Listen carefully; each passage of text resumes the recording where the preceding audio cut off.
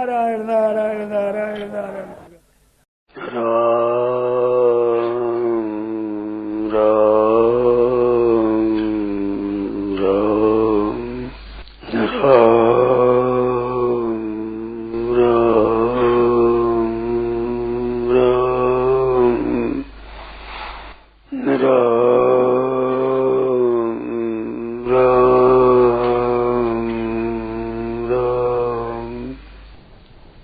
यह जीव का स्वरूप बताया है।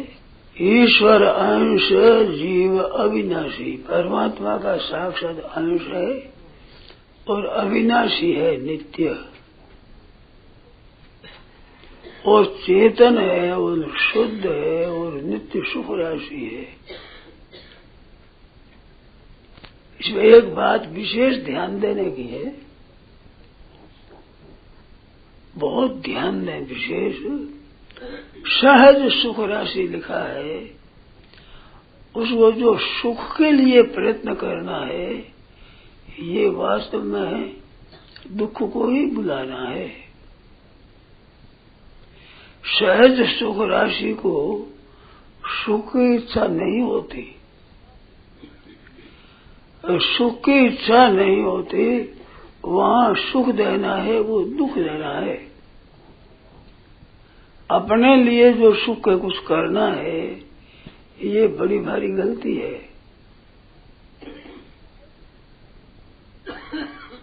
सहज सुख राशि है, स्वाभाविक सुख राशि को अस्वाभाविक सुख की चेष्टा करना है ना, ये गलती है। सहज सुख राशि है ये, स्वाभाविक ही। तो क्या करना चाहिए कि दूसरों को सुख देने का ही चेष्टा करनी चाहिए। कहते दूसरे भी तो सुख राशि ही है।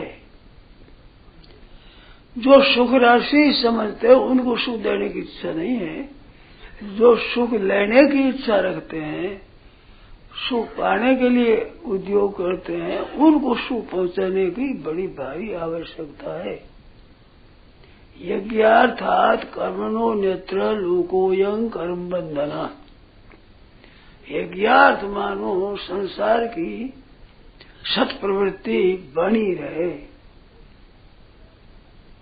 सब लोगों के कर्तव्य का पालन होता रहे, इसके लिए कर्म करना वो तो ठीक है। उससे अन्यत्र कर्म मानो अपने लिए कर्म करना है, वो बंधन का कारण है। और अपने लिए न कर यज्ञ आचरण कर्म, केवल यज्ञ के लिए ही आचरण किया जाए, मानो लोक संग्रह के लिए ही कर्म किया जाए।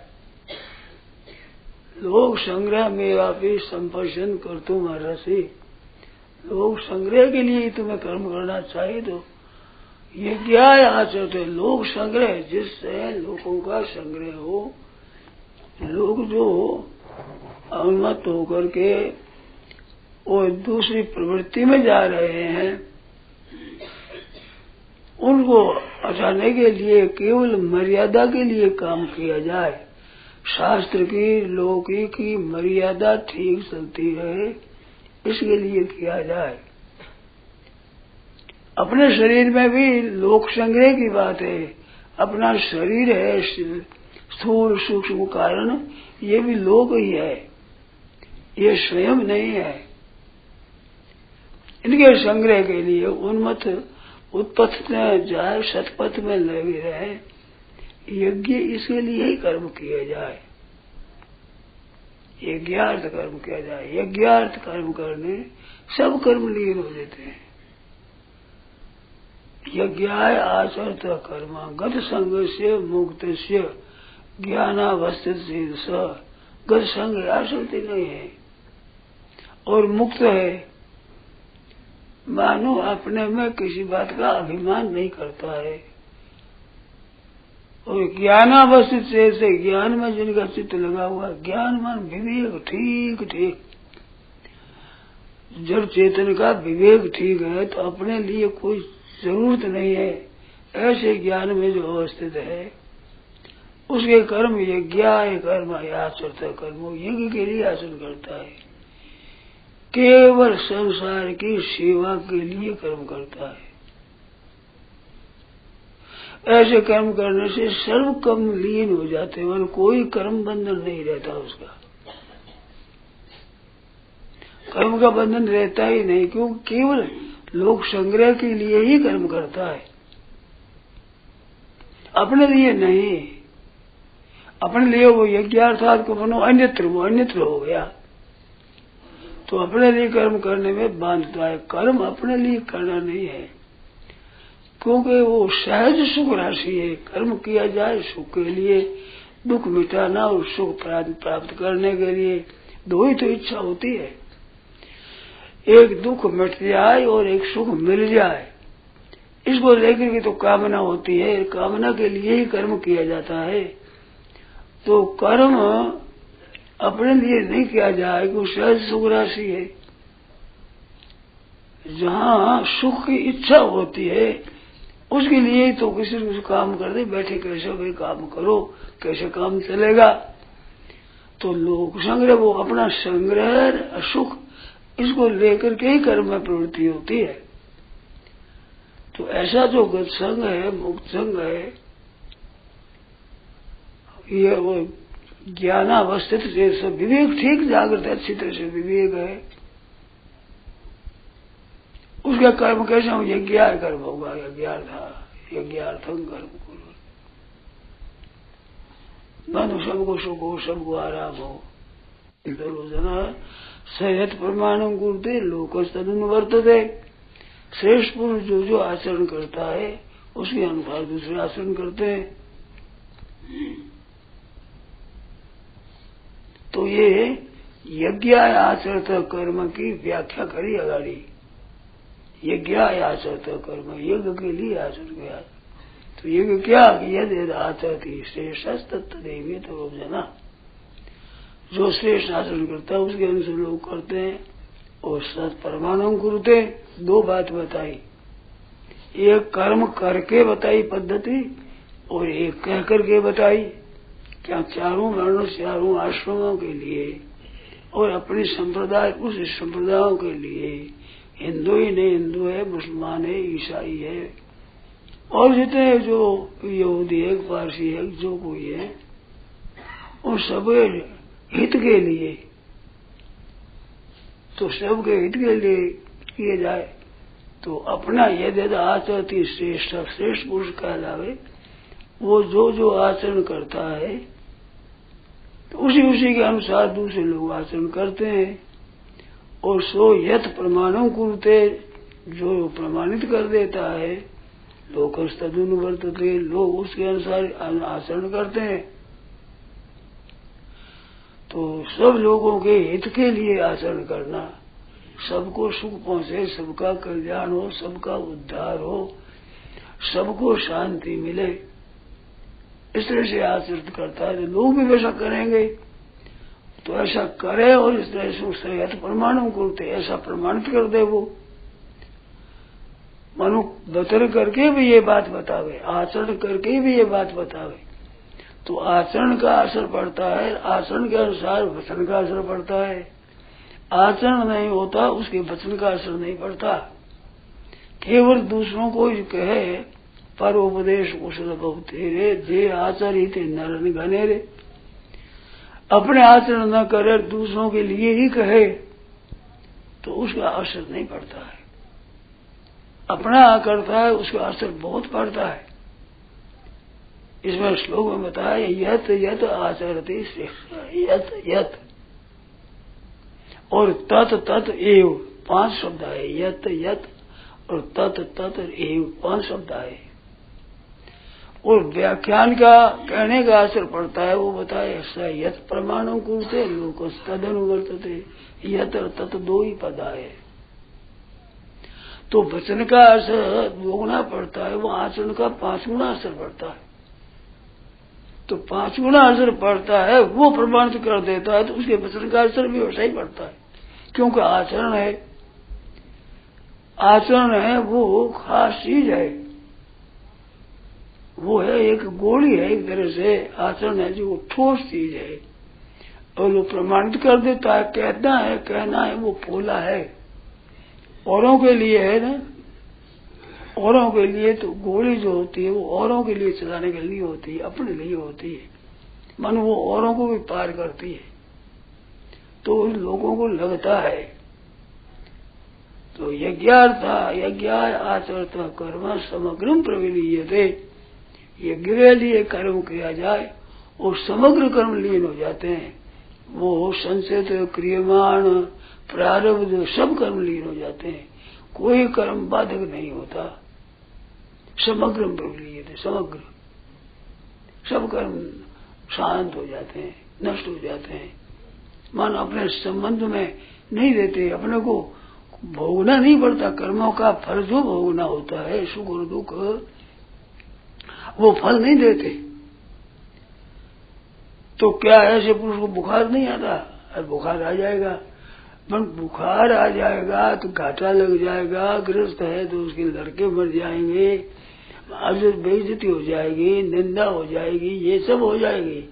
परंतु ये बाहर ही हो जाएगी, उसके ऊपर असर नहीं पड़ेगा। वो सब कर्म लीन हो गए उसके, वे कर्म फलदायक नहीं होंगे। उसको सुख दुख में कितनी आप संपत्ति आ जाए, कितना आदर हो जाए, कितनी प्रशंसा हो जाए, कितने ही भोग मिल जाए, कितना ही आराम हो जाए, कितना ही वैभव प्राप्त हो जाए, तो उस पर असर नहीं पड़ेगा। वैभव का भी, सुख का भी, आराम का भी ये असर नहीं पड़ेगा, क्योंकि वो कर्मों से ऊंचा उसका सहज सुख राशि है। सहज ही सुख राशि है, उसको क्या सुख की जरूरत है? इसका कोई असर नहीं पड़ेगा। तो समग्रम प्रविलीयते, प्रारब्ध का जो सुख दुख आता है उसका भी असर नहीं पड़ेगा। और संचित कर्म सब आए ही नहीं पड़े, वे भस्म हो जाएंगे। और कर्तृत्व न रहने से क्रियमाण भी पैदा नहीं होंगे। क्रियमाण कर्म तो कर्तृत्व अभिमान से ही फलजनक होते हैं।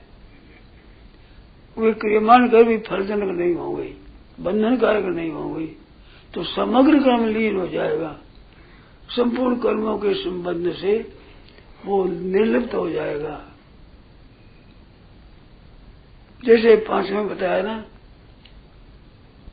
पद्म पत्र मीवांबसा, जैसे कमल का पत्ता पानी में रहता है, पानी में पैदा होता है, पर पानी से लिप्त नहीं होता। उसके ऊपर पानी की बूंद पड़े तो मोती की तरह इधर उधर डूबती रहती है। कायेन मनसा बुद्धिया केवल इंद्रिय योगिना कर्म कुर्वन्ति संगम तत्व आत्मशुद्ध, अंतःकरण की शुद्धि के लिए कर्म करते हैं।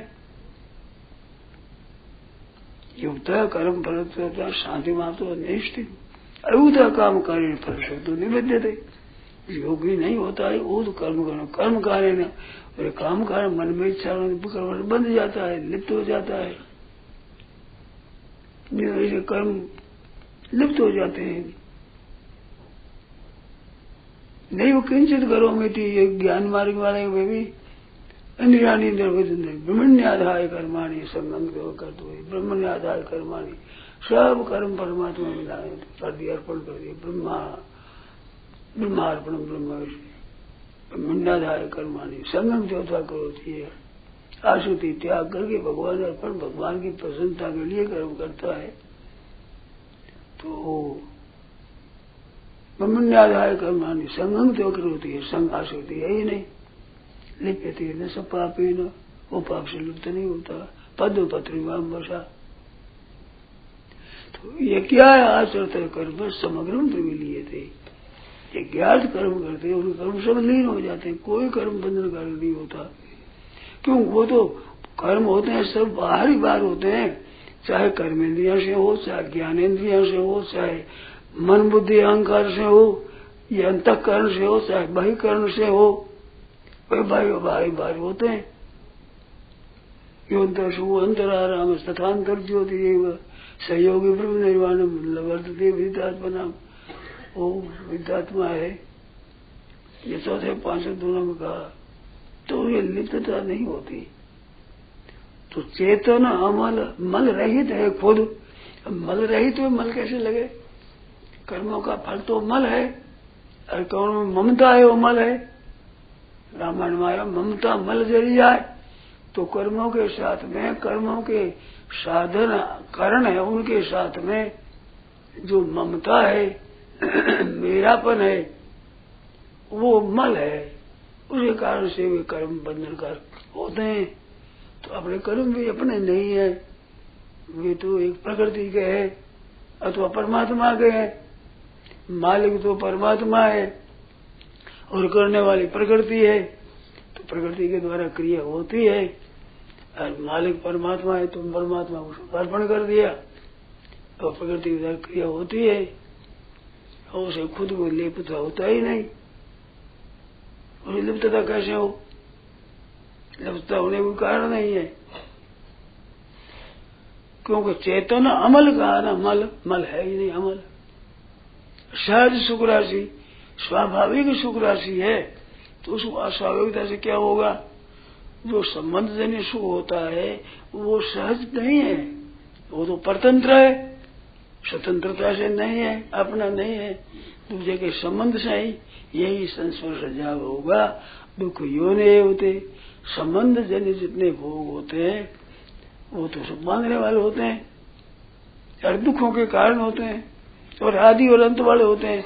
फिर दूसरे का संबंध संयोग और वियोग, संयोग और वियोग होता है, तो संयोग से सुख होता है, वियोग से दुख हो जाएगा।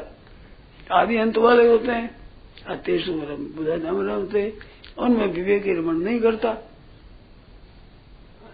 और रमण नहीं करता उसको सुख कैसे हो? सुख तो उसमें रमण करता है ना, जो अनुकूलता आ जाए उसमें आसक्त होकर रमण करता है, साथ में घुल मिल जाता है, तब न सुख होता है। भाई भोजन किया, भोजन करने में खुद घुल मिल गया, बड़ा अच्छा है, बड़ा सुख भोगता है, आराम होता है, बड़ा अच्छा स्वादिष्ट बन के अनुकूल भोजन मिला, उसमें लिप्त हो जाता है ना। तो लिप्त हो जाता है तो वो सुख मिलता है, वो लिप्त होता ही नहीं। तो लिप्त न होने से निर्लेप रूप से कर्माते जाए, जो क्रिया की जाए वो क्रिया होगा, कोई लेप नहीं है। जैसे संसार की क्रियाएं होती है ऐसे शरीर की, इंद्रियां की, मन बुद्धि की क्रियाएं होती है। क्योंकि संसार और ये शरीर ये दो नहीं है।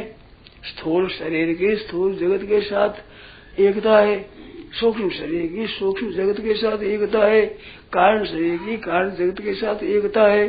तो इनसे जितने क्रिया और जगत की क्रिया है, जैसी क्रिया ऐसी क्रिया जगत की क्रिया है। इसमें ममता होती है तब न बंधन होता है, न ममता होती न अहंता होती है। निर्ममो निरहंकार है, न ममता है न अहंकार है। शांति मतलब शांति हो जाएगी उसको, और कर्म बंद हो गई नहीं। तो चेतन अमल सहज सुख राशि और ईश्वर सचिव अविनाशी, अविनाशी है, विनाशी शरीर है। ये शरीर जो स्थूल सूर्य सब विनाशी है, पर ये परिवर्तनशील है, उसमें परिवर्तन होता ही नहीं। नित्य है, सर्वगतः स्थानु असलो है, जो गात्यो है। इस बार से कर्म मानते नहीं। तो ईश्वर जीव अविनाशी, जैसे ईश्वर को कर्म लिप्त नहीं होते, बांधते नहीं, ऐसे इसको भी नहीं बांधते। सहज सुख राशि ममैवांशो जीव लोके जीव भूत सनातन न संस्थान इंद्रियाणी प्रकृति स्थानी कर्षति, इनको अपना मान लेता है, कह सकता है प्रकृति में स्थित है वो, तब इसे कर्म बंधन होता है। तो वो नहीं कर रहे तो होता ही। उस ग्रामंतम शत्रुमावी भुंजानम व गुणान्वितम विमूढ़ा नान पश्यंती, विमोहित हो जाते हैं, साथ एक हो जाते हैं, वे नहीं जानते। पश्यंती ज्ञान चक्षु से, ज्ञान चक्षु ज्ञान रूपी नहीं, वो वहां क्या ना ज्ञान अवस्थित चेत सा, ज्ञान में अवस्थित चेत है जिनका, तो मूल है वो नहीं जानता। तो इस वास्ते बंधन होता है, उसके बंधन नहीं होता है, सब कर्म लीन हो जाते हैं। 11 कर्म लोग कर्म 11 कर्म सब दे। इस बात ब्रह्मार्पण ब्रह्मावीर ब्रह्माग्नो, वो ब्रह्मार्पण कर दिया, वो ब्रह्मण्याधाय कर्माणि संगम तत्व होती है, लिप्यते पापे काये न मनसा बुद्धिया केवल इंद्रिय रूपी। ये केवल है, केवल का मतलब ममता नहीं, अपनापन है ही नहीं इनके साथ में। केवल इंद्रिय भी योग न कर्म, योगी कर्म करते हैं, संघार से भी त्याग, आत्म शुद्धि अपनी शुद्धि के लिए ये कर्म होते हैं। इस वास्तव कर्म बांधते नहीं, चेतन अमल सहज सुराशि है। नारायण नारायण नारायण नारायण, ये स्वयं का स्वरूप है सहज।